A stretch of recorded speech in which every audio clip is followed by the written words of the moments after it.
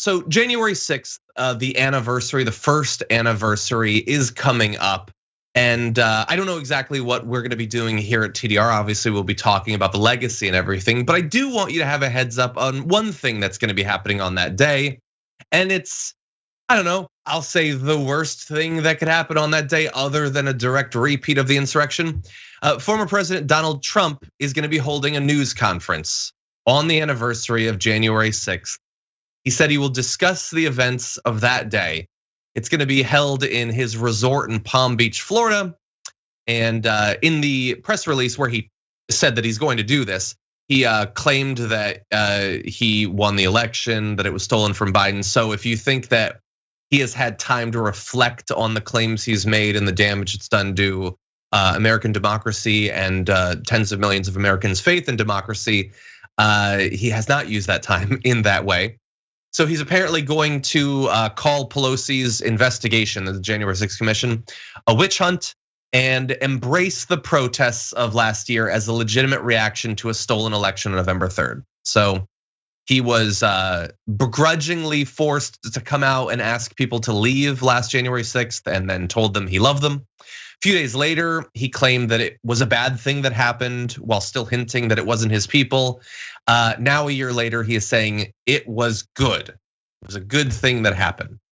And he's gonna be doing that on January 6th. So Nina Turner, I'm curious, do you think that, are you at all worried about him using this anniversary to rally his supporters? Do you think it's gonna matter? Or do you think in comparison to all else of what's been happening in the past year that it's not something that we should worry too much about?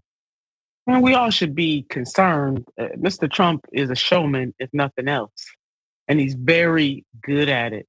So even if nothing spectacular happens on January 6th, which I hope it doesn't, if it's spectacular, I hope it's spectacularly good. But if nothing spectacularly bad happens on January 6th, what he's doing is continuing to build on the foundation of hate, the foundation of fear, the foundation of deception. And that is going to have an impact on our entire country, John, for a very long time. Yeah. I am worried that this could be the sort of date that, random wackos decide is the time when they can, like follow in the legacy of the insurrectionists by doing something. It's entirely possible that that won't happen, that there won't be violent protests, that there won't be an act of mass violence. But I think it's perfectly legitimate for people to be worried about that. I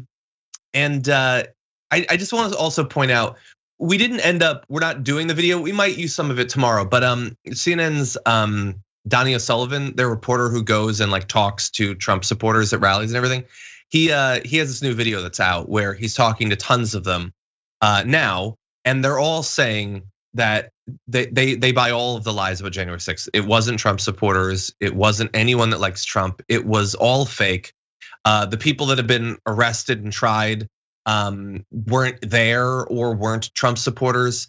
And meanwhile, as they all believe that all of that was fake, it was either Antifa or leftists, or maybe it was some conservatives, but only because the FBI made them do it. At the same time, Trump is telling them last January 6th was awesome. It was legitimate, it should happen. And those are incompatible thoughts.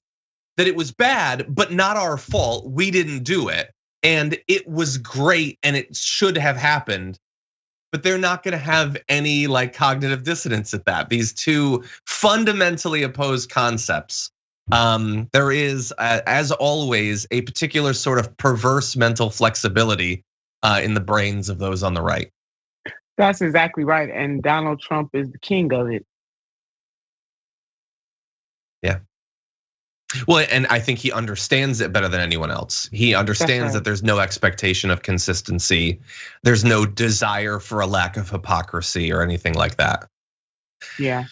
Really fast, the last thing I want to say, Media Matters has hopes for media in the US. And so in this case, they have some advice for the media in advance of this press conference. So Angelo Carasone, who's been on our show before, says his press event should be recognized for what it is, an opportunity for Trump to lie, to downplay the violent insurrection at the US Capitol and set up his 2024 presidential campaign.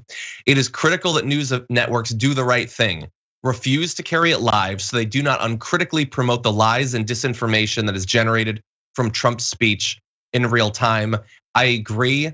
We will almost certainly have commentary about what happens, but I have no interest, even on our network, playing it live. And I have very little concern that anyone watching on our network would be like accepting in real time what they're hearing from Trump. But that said, we are going to provide context if we cover it at all. And so we'll see. I think that the media, Nina, has become a little bit better than they were in 2016, where they would just devote 6 hours to an empty podium waiting for Trump to speak. But I think that there is a level of arguable newsworthiness and a belief that it will generate attention that worries me that there will be a lot of live coverage of this event on the 6th. What do you think? Yeah, and the advice that Media Matters has given is right on. People have to, media, John, on that side, it's all about the clickbait now instead of sharing real news and information. And what is the role and responsibility of journalists and journalism and these media companies, because it's not the individual journalist, to do just that? Yeah. Trump made these people so much money, John, in 2016. That's why they watched the podium when he wasn't there. This is why all they cared about was the ratings and the money. Yeah. And look what it created. Yeah. So they need to atone for that. 100%. I hope the money was good. I hope the views were helpful. Was it worth it? Yeah, was it worth it?